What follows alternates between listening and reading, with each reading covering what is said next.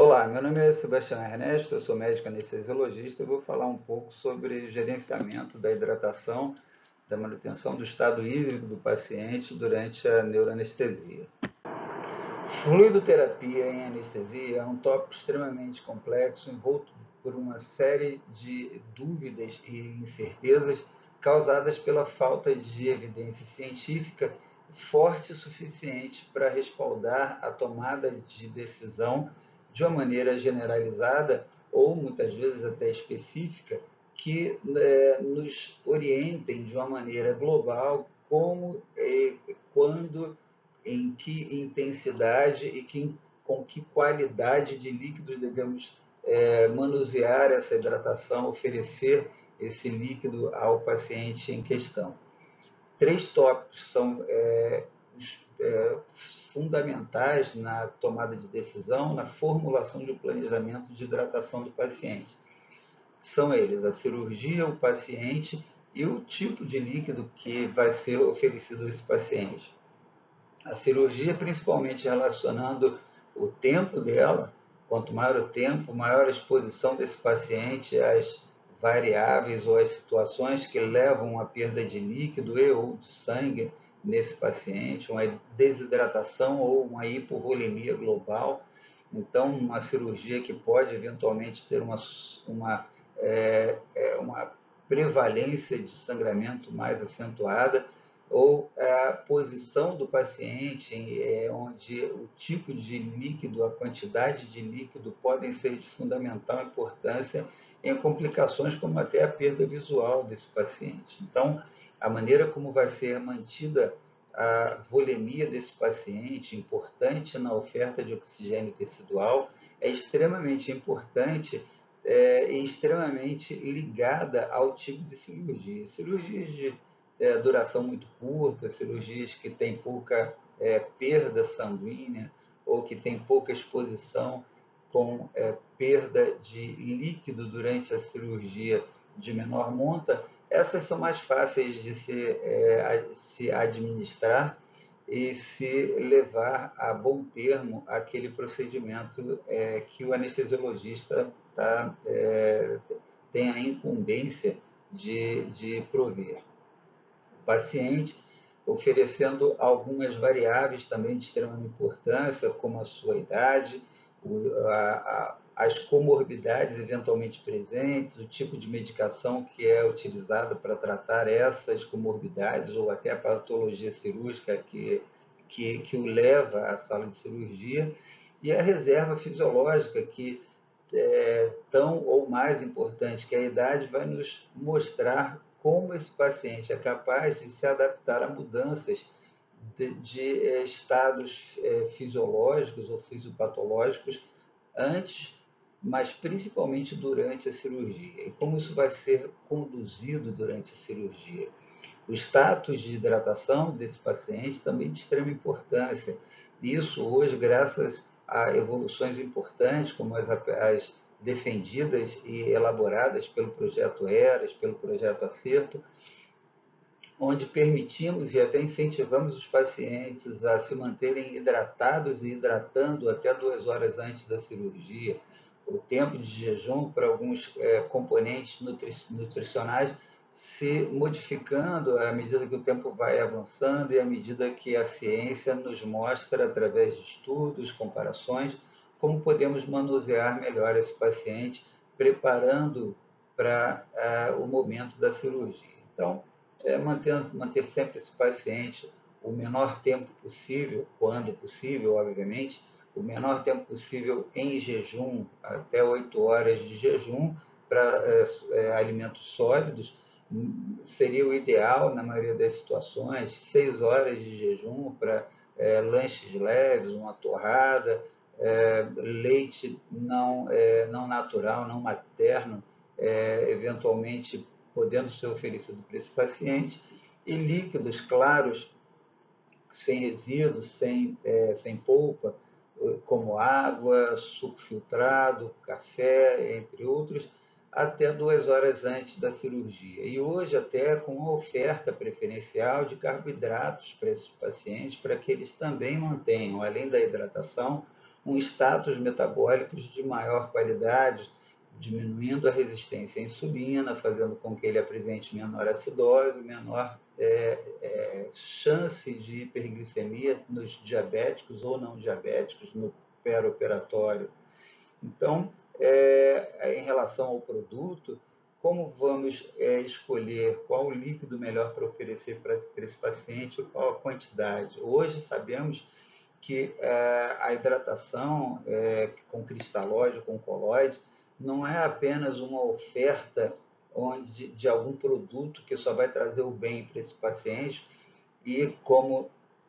se pensava na década de 80, por exemplo, vamos hidratar, pode dar líquido para esse paciente. Se por acaso ele tiver um coração bom, pode hidratar, porque se você estiver dando líquido além do que ele precisa, o rim vai eliminar sem problema. Hoje a gente sabe que isso não acontece, que não acontece dessa forma. Excesso de líquido pode levar esse paciente a apresentar alterações endoteliais com perda de líquido do intravascular para o extravascular, com edema tecidual muitas vezes importante, aumento da chance de edema em regiões de sutura, com chance de retardo na cicatrização, até decência, aumento da chance de infecção por diminuição do fluxo sanguíneo em microcirculação, dificultando tanto a chegada de hemácias, leucócitos e, consequentemente, diminuindo a chance da fagocitose, que, como se sabe, é um processo oxidativo, é preciso ter oxigênio para que a fagocitose aconteça, ocorra de uma maneira mais eficiente. Então, a chance de aumento de infecção, aumento de decência, retardo na cicatrização e assim sucessivamente.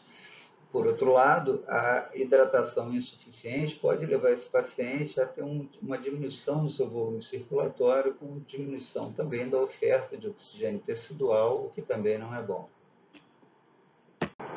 Dessa forma, temos a preocupação de avaliar permanentemente, principalmente, como foi dito, em cirurgias mais prolongadas, com maior chance de perda de volume, seja por exposição de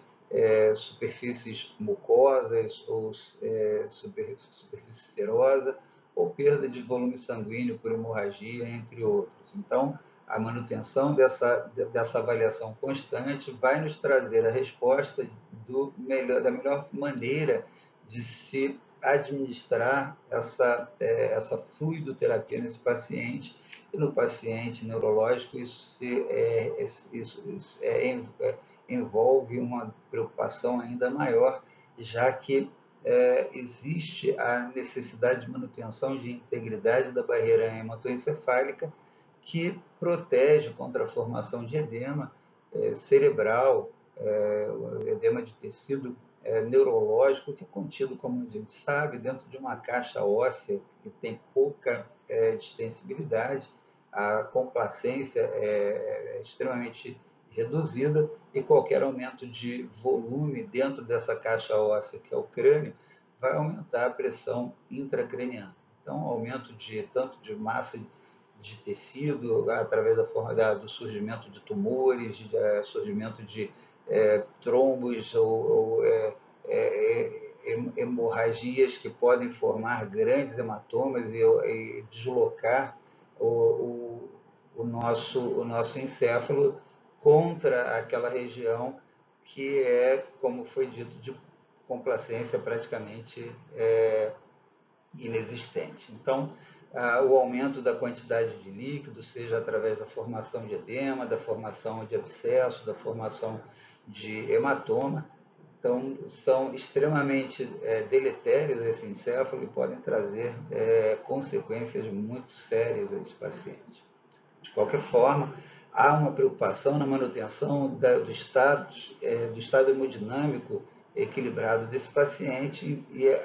o acompanhamento da volemia através da inspeção de existência ou não de hemorragia, de uma manutenção de um tempo de jejum encurtado, abreviado, como foi mencionado anteriormente, para manter esse paciente num estado de hidratação adequado no pré-operatório imediato, que vai facilitar o manuseio no intraoperatório. O tratamento profilático ou terapêutico de náuseas, vômitos, para que se evite perdas de volume também e outras consequências que esses vômitos podem trazer. A utilização de diuréticos, que muitas vezes necessários, podem também induzir a perda tanto de líquido quanto de eletrólito através do aumento da diurese. Pacientes neurológicos também podem evoluir com diabetes insípidos, seja por destruição tumoral, tanto da região hipotalâmica quanto da neurohipófise, ou através de lesão intraoperatória, que podem levar à diminuição ou interrupção da produção ou da excreção, da secreção do hormônio antidiurético, fazendo com que esse paciente entre em uma diurese profusa, com perda de líquido em quantidade, levando à diminuição também da volemia e alteração eletrolítica importante. A drenagem do líquido céfalo-raquidiano, muitas vezes necessária em algumas situações, também vai fazer com que esse paciente possa, eventualmente, perder volume importante na tentativa de compensar através do aumento da produção do líquido céfalo-raquidiano, perdido através de drenagem ou através de lesões que podem surgir com perda desse líquido. A preocupação também com a estratégia anestésica para que haja a manutenção de um retorno venoso adequado, evitando-se o uso de vasodilatadores ou de anestésicos voláteis, ou pelo menos em grandes concentrações, que podem fazer com que haja uma dificuldade na manutenção do estado hemodinâmico e, pior ainda, se esse paciente neurológico é submetido a uma neurocirurgia intracraniana, essas estratégias terapêuticas de utilização de vasodilatadores com o aumento da complacência vascular intracraniana, aumentando a circulação, o volume circulatório intracraniano, fazendo com que possa haver um aumento ainda mais importante da pressão intracraniana em algumas situações que são indesejáveis, podendo levar à herniação de músculos e comprometimento consequente, tanto cardiovascular quanto respiratório. E os anestésicos voláteis, que, como sabemos, têm a grande vantagem de diminuir a taxa metabólica cerebral, mas ele não mantém o acoplamento metabólico como os anestésicos endovenosos, que, ao diminuírem a taxa metabólica, permitem que haja uma diminuição do fluxo sanguíneo cerebral com diminuição do volume encefálico. Os anestésicos voláteis em concentrações muito elevadas, acima de 1 CAM, podem fazer com que haja aumento do volume circulatório intracraniano, o fluxo sanguíneo cerebral, devido a aumento da vasodilatação, uma vez que esses agentes, eles, apesar de diminuírem a taxa metabólica cerebral, eles, por causarem essa vasodilatação, eles não permitem que haja a manutenção do acoplamento metabólico. Então, o efeito protetor contra a hipertensão intracraniana acaba não existindo. Então, a partir de todas essas informações, quais são os grandes objetivos da manutenção de fluidoterapia na gestão de hidratação do paciente na neurocirurgia? É necessária a estabilidade hemodinâmica. A gente sabe que a pressão de perfusão craniana, ela se dá por uma fórmula muito simples: a pressão arterial média menos a pressão intracraniana. Se você baixa muito a pressão arterial média, você vai ter uma redução da pressão de perfusão cerebral, devido ao resultado inferior do resultado dessa fórmula. Então, é importante que se mantenham os fatores dessa fórmula no melhor das suas possibilidades. Manter uma pressão arterial média, pelo menos acima de 90 milímetros, a pressão arterial sistólica acima de 90 milímetros de mercúrio, uma pressão arterial média acima de 65 milímetros de mercúrio, com a pressão intracraniana dentro da sua normalidade, para que haja então a manutenção da pressão de perfusão cerebral e a adequação no fornecimento de oxigênio e nutrientes aos neurônios, que têm uma reserva praticamente inexistente desses produtos. Então, a perfusão cerebral ela é necessária para que se ofereça esses nutrientes, e ela se dá através da adequação dos fatores mencionados. Além disso, mesmo nos pacientes que já têm a craniotomia realizada, o crânio já está aberto, o anestesiologista ou o médico em formação pode achar que, já que o crânio está aberto, então não tem problema, se tiver vasodilatação, não vai aumentar a pressão intracraniana, porque a calota craniana está aberta. Só que quando você tem um aumento da perfusão cerebral de maneira excessiva, você pode gerar, principalmente nos pacientes que têm diminuição da função da barreira hematoencefálica, você pode ter um aumento do edema, e esse edema torna o encéfalo mais túrgido e difícil de ser manipulado pelo cirurgião, fazendo com que haja uma necessidade de maior mobilização com os afastadores, uma pressão maior, levando a isquemia e lesões por atuação mecânica do instrumental cirúrgico. Então, evitar edema é extremamente importante nesses pacientes, não só no paciente com crânio fechado, mas mesmo durante a cirurgia, porque a dificuldade que pode advir do surgimento do edema vai fazer com que o cirurgião não intencionalmente gere algum grau de lesão nas estruturas próximas à utilização dos afastadores principalmente. Então, controlar a pressão intracraniana é de extrema importância, mas mesmo no crânio aberto, no crânio aberto você precisa manter uma pressão de perfusão adequada nesse paciente também. Por outro lado, você não pode evitar que esse paciente apresente uma redução do fluxo sanguíneo cerebral, que também vai ser deletério, uma vez que vai haver diminuição da oferta de oxigênio e nutrientes, o aporte de substratos energéticos vai diminuir, esse paciente gerando menos energia vai ter menor capacidade de gerenciar, os seus neurônios vão ter mais dificuldade de gerenciar a estabilidade do gradiente iônico transmembrana, fazendo com que possa gerar, então, a formação de edema citostático. Então, é importante que se mantenha a pressão arterial média, evitar o vasoespasmo, que pode ser facilmente induzido nas regiões periféricas a um tumor, e isso se faz às custas de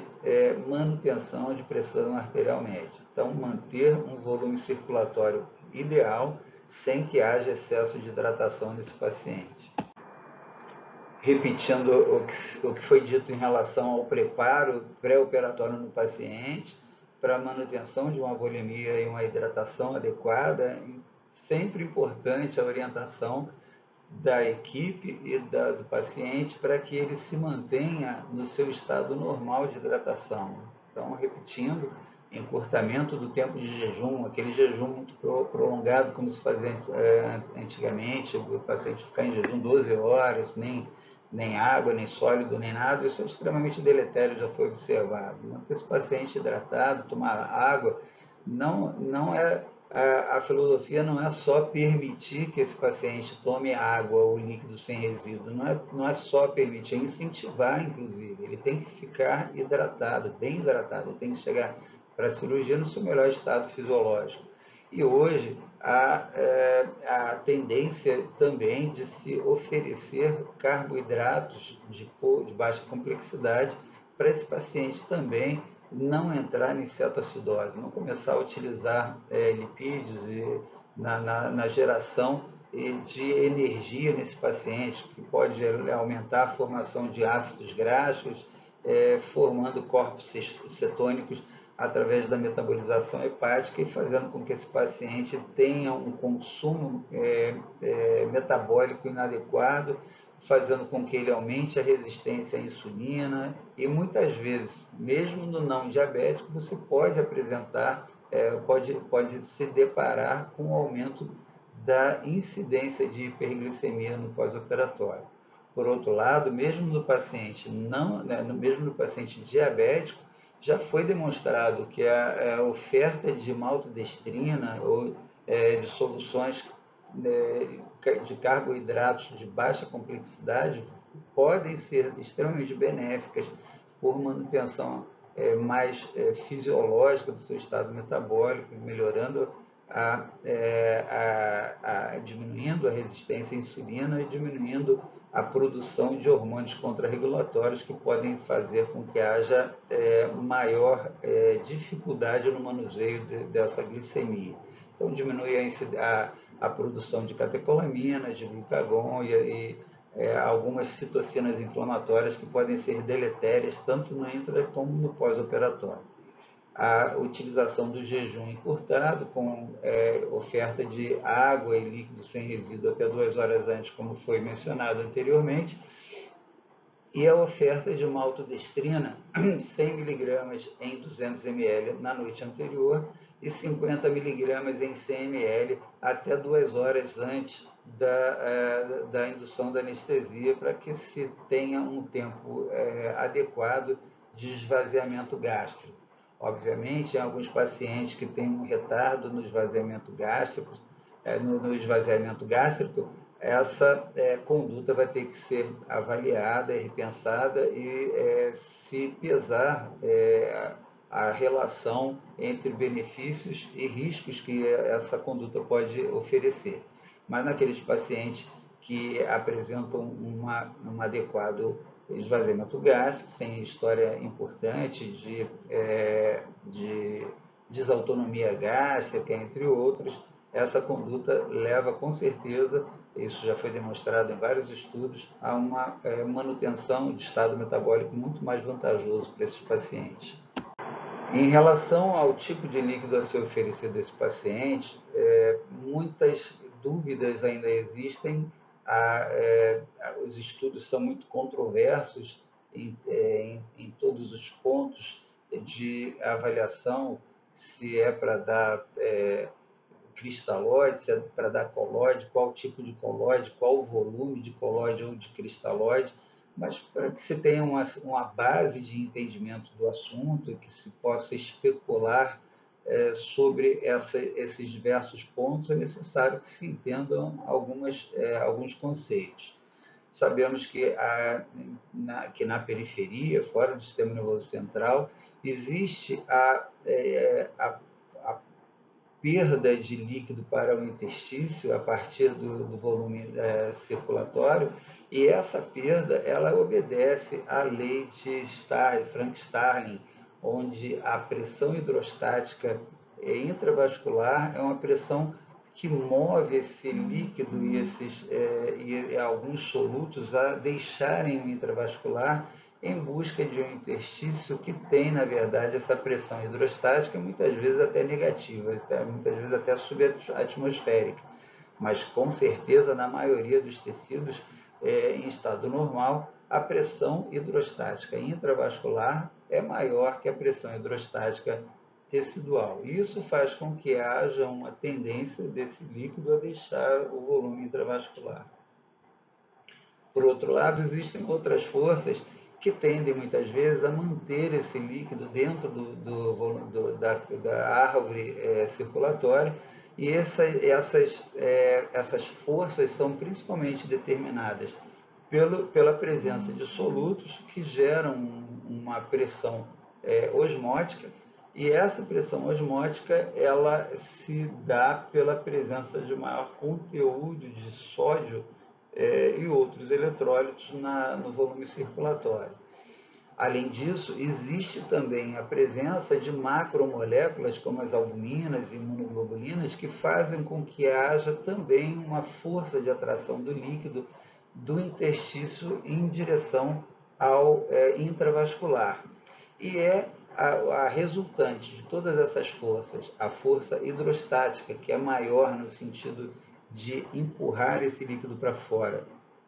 e a pressão osmótica ou coloidosmótica, que atrai esse líquido de volta. Então, a resultante dessas forças para fora e para dentro é que vai fazer com que haja uma maior ou menor saída de líquido do intravascular para banhar e nutrir o interstício e assim as células existentes ali.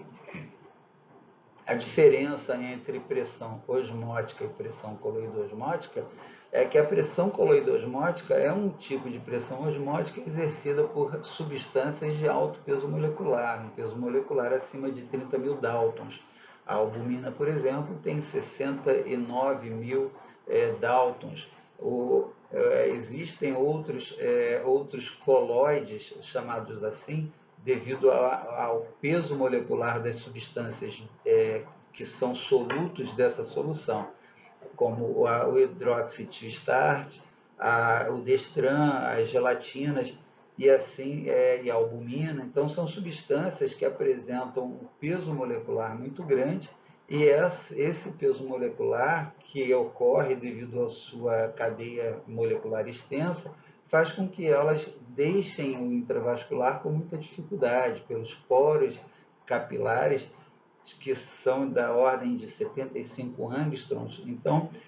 existe uma dificuldade muito grande de saída dessas proteínas, dessas macromoléculas, açúcares, como no Destran, que vão ter dificuldade para deixar o intravascular e assim vão exercer a sua força de atração de líquido para dentro do intravascular. E assim essas substâncias são muitas vezes utilizadas na tentativa de repor um volume circulatório perdido, seja por hemorragia, hidratação, vômito excessivo, diarreia, e num paciente onde se deseja uma restituição mais acelerada e mais eficaz em termos de tempo e de duração, em termos de tempo de latência e de tempo de duração do seu efeito, essas substâncias são superiores aos cristalóides. Mas em estudos diversos realizados, até hoje não se conseguiu mostrar na clínica se há superioridade na reposição de volume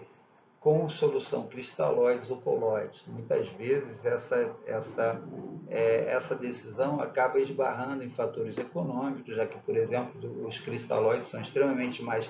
baratos que os colóides, mas muitas vezes a necessidade de reposição imediata com substâncias que vão manter aquela volemia por mais tempo, para dar um tempo maior de reposição, de produção natural orgânica de componentes da corrente sanguínea, muitas vezes vamos utilizar algum colóide. Em relação à questão da osmolaridade, que é a capacidade que aquela solução tem de atrair líquido através de uma membrana semipermeável, são vários os líquidos utilizados. Alguns utilizados como o Ringer lactato tem uma osmolaridade abaixo da osmolaridade plasmática, e assim faz com que esse líquido seja considerado, seja classificado como um líquido hipoosmolar. Então, o Ringer lactato, em pacientes neurocirúrgicos, onde se pretende hidratar com um volume maior, ele deve, na maioria das vezes, ser evitado, devido a essa condição de, sendo hipoosmolar, ter uma quantidade de água livre maior do que aquela água livre que tem do outro lado da membrana. Esse trânsito de água ele se dá em direção ao interstício, enquanto soluções mais com uma osmolaridade maior, como por exemplo a solução hipertônica, que muitas vezes é utilizada, a solução de cloreto de sódio a 3, 7,5, até 20%, essa solução ela tem uma força de atração maior e o líquido ele então tende a ser atraído na direção contrária. O líquido vai ser retirado do interstício para a circulação sanguínea, fazendo com que, em situações onde a pressão intracraniana esteja aumentada ou em risco de, a utilização dessas soluções hiperosmolares faz com que haja uma retirada de líquido do interstício do encéfalo e faça, então, uma diminuição, pelo menos provisória, da pressão intracraniana. E assim existem uma série de outras substâncias cuja osmolaridade vai ser determinante no planejamento de reposição de líquido nesses pacientes. Essa fórmula é uma conceituação dos diversos fatores que interferem na lei de Frankenstein. A fórmula da lei de Frankenstein, representada aqui na primeira linha, mostra para nós quais são os fatores importantes na indução da saída ou da manutenção de líquido no intravascular, ou a indução da passagem ou não de líquido através de uma determinada membrana semipermeável. Então ela começa referendando pelas letras K e F o que se chama de coeficiente de filtração. Quanto maior o coeficiente de filtração, maior a facilidade que aquele líquido vai encontrar para passar através daquela membrana. Isso aí é um valor mais ou menos estático para os diversos tecidos.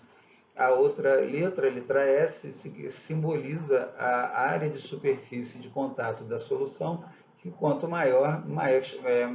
vai oferecer mais facilidade de passagem do líquido através da membrana semipermeável. Então, são fatores que facilitam a passagem.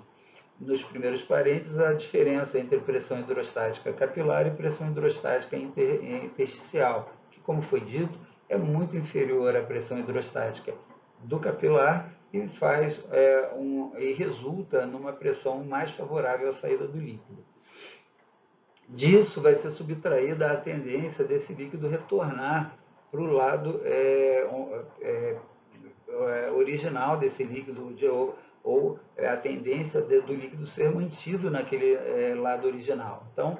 o que é isso? O primeiro ponto é a letra ômega, que faz referência ao coeficiente de reflexão. Quanto maior a reflexão daquela substância, daquele soluto naquela membrana, mais aquele soluto vai ser mantido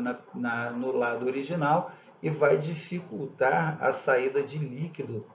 ou a passagem de líquido através da membrana semipermeável. Existem algumas substâncias que têm alto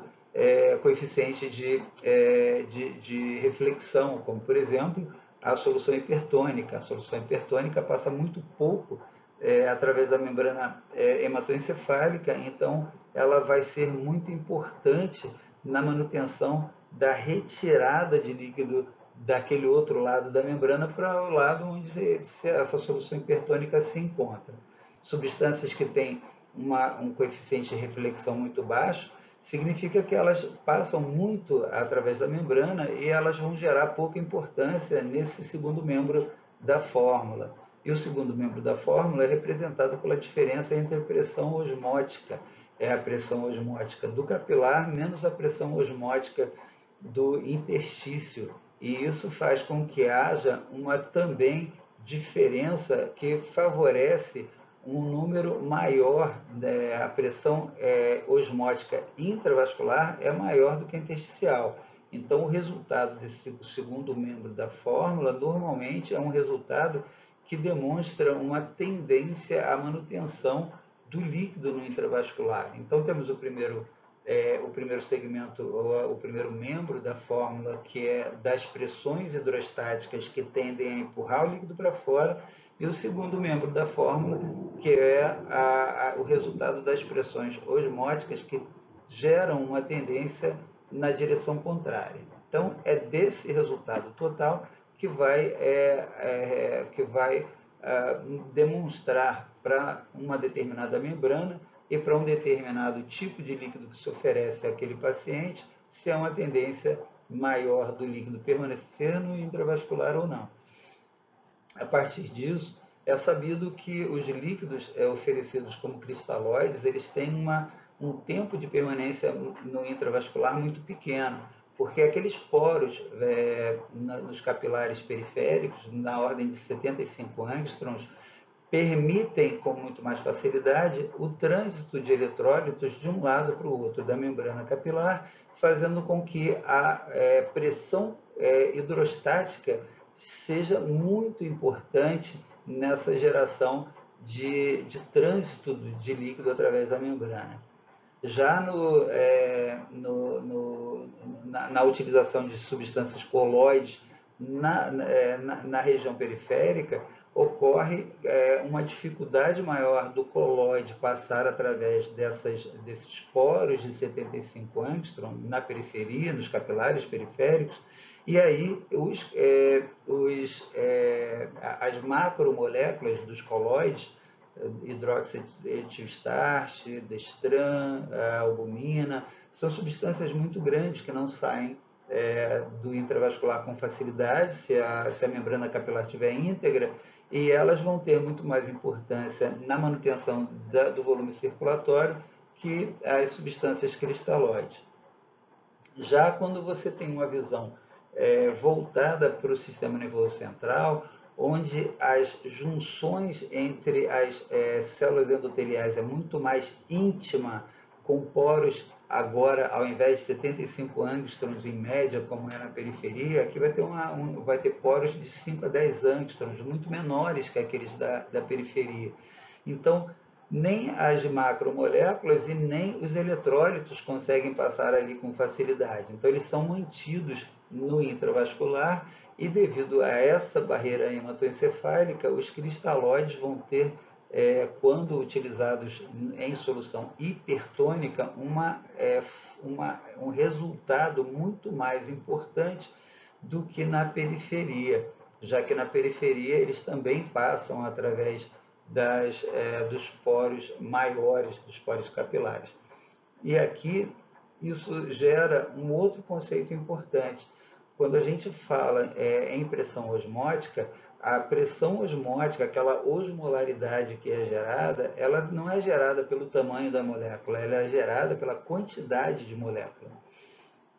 E quando você tem uma quantidade de moléculas muito grande de um lado da membrana, isso vai gerar uma atração de líquido para esse lado com muito mais intensidade. Então, enquanto na periferia o colóide acaba tendo um pouco mais de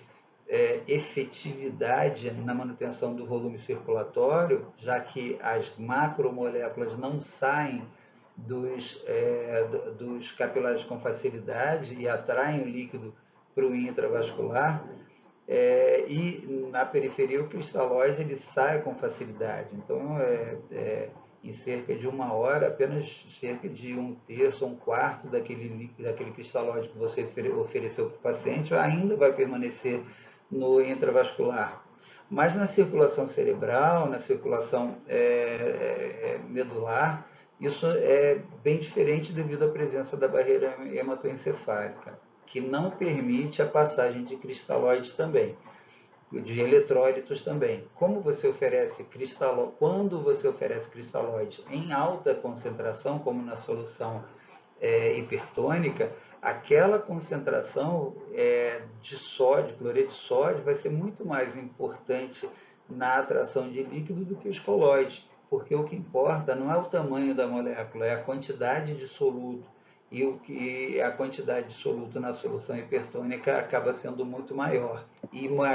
mantida na circulação sanguínea, já que não consegue passar através da barreira hematoencefálica para o interstício do sistema nervoso central. De maneira esquemática, nesse diapositivo, tudo que foi dito no diapositivo anterior pode ser melhor entendido. Então, temos aqui na primeira figura um vaso sanguíneo que mostra a facilidade ou dificuldade que a água tem de atravessar a parede desse vaso sanguíneo. Então, a água vai ter uma tendência a sair do capilar devido à pressão hidrostática, mas vai ter uma tendência a voltar devido à pressão osmótica ou oncótica desse plasma que circula nesse vaso sanguíneo. Na periferia, temos pequenos poros na ordem, temos poros na ordem de 75 angstroms que permitem o trânsito de eletrólitos com alguma facilidade, mas as macromoléculas representadas por albumina, por dextrans, gelatinas, etc., não conseguem ultrapassar. Então, o que vai ser mais importante para a manutenção de líquido aqui, embora você possa, com toda tranquilidade, repor com cristalóide a maioria dos pacientes, sem grandes prejuízos, e em algumas situações até com alguma vantagem, mas o colóide que é oferecido para esses pacientes, ele é mantido na circulação por mais tempo. Então, o cristalóide ele sai da árvore vascular com muito mais facilidade. Já nessa outra figura, é representada aqui a barreira hematoencefálica, com junções muito mais íntimas das células endoteliais, que inclusive são envolvidas por prolongamentos dos astrócitos, que mantém uma quase impermeabilidade dessa membrana. Então, a barreira hematoencefálica ela não permite a passagem nem de macromoléculas e nem de eletrólitos. Algumas substâncias conseguem passar aqui através da utilização de canais especiais ou proteínas de transporte ou transporte ativo. E a água consegue transitar e vai transitar de acordo com o gradiente de concentração de solutos. Onde tiver uma osmolaridade maior, essa água vai ser atraída. Por isso que em pacientes que apresentam hipertensão intracraniana, você não deve oferecer líquido hipotônico, como, por exemplo, o Ringer lactato. Se a hidratação vai ser feita com um volume muito pequeno, a cirurgia é pequena, não é muito prolongada, e você não vai hidratar demais, muitas vezes a gente hidrata com Ringer lactato e não vai ter problema nenhum. Mas se é uma cirurgia muito prolongada, você vai dar muito volume para esse paciente, ele tem a tendência a aumentar a pressão intracraniana, deve ser evitado o Ringer lactato devido à sua menor osmolaridade e deve ser oferecido para esse paciente solução salina, o cloreto de sódio a 0,9%, para que se evite a passagem de água do intravascular para o interstício, aumentando então o volume do interstício e a pressão intracraniana. E naqueles pacientes onde a pressão intracraniana já aumentou, você precisa reduzir. Duas soluções têm sido muito utilizadas ao longo do tempo. A solução padrão, durante muitos anos, foi o manitol a 20%, na dose de 0,25, 0,5 até 1 grama por quilo de peso, e você oferece isso para o paciente em cerca de 20 minutos, para que esse manitol, que é uma solução que vai em concentração elevada, e é uma macromolécula formada por cadeias de açúcares, um polímero de açúcar, ela vai atrair o líquido do intestício, fazendo com que haja uma redução da pressão intracraniana. E mais modernamente, a utilização de cloreto de sódio a 3, 7,5%, 20 até 23,5% têm sido utilizados, vai ser visto posteriormente, quais as doses utilizadas, quais os riscos e benefícios, mas essas soluções hipertônicas, elas acabam, já que o cloreto de sódio não passa através da barreira hematoencefálica, então essa solução hipertônica vai atrair o líquido do interstício encefálico, diminuindo esse volume e essa pressão e aumentando o volume circulatório.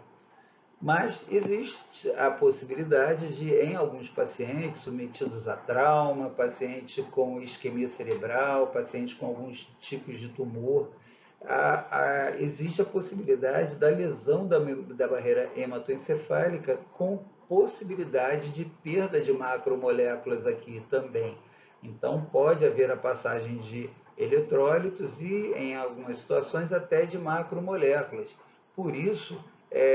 a contestação por alguns autores ou o alerta contra a utilização de albumina ou outros colóides em alguns pacientes de trauma crânioencefálico, onde há a possibilidade de saída desse líquido de colóide. Então, esse colóide utilizado no primeiro momento pode até apresentar alguma resposta positiva, mas com o extravasamento dele para o interstício do paciente, pode haver uma hipertensão intracraniana de rebote. Essas foram as fontes utilizadas na confecção desse tema, dessa sequência de vídeos sobre